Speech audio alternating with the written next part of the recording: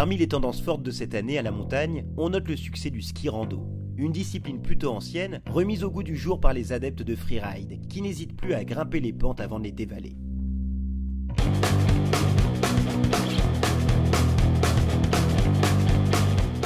L'idée, c'est de s'éloigner des stations et d'arriver à des espaces vierges. On va avoir accès à des espaces sauvages et beaucoup plus libres et faire du vrai ski libre. On n'est plus dans la glisse pure, on est aussi dans l'esthétique, dans la montagne, la découverte et puis l'effort.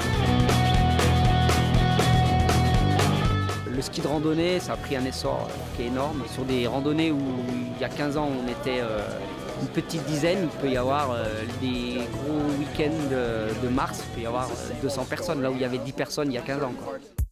Un succès tel qu'aujourd'hui de nombreux équipementiers, comme Jules Beau, proposent des produits spécifiques à cette discipline. En effet, avant de descendre les pentes, il faut les monter, et donc utiliser le matériel adéquat. Tout l'enjeu des fabricants aujourd'hui est d'avoir un matériel qui soit bon à la descente et qui permette de monter. Et parmi les innovations, la marque française Jules Beau propose ainsi le premier masque adapté à la freerando. La question était, quand je pars, je suis au pied d'une montée, que je mets le masque dans la poche, je mets des lunettes, je pars, j'arrive en haut, je rechange.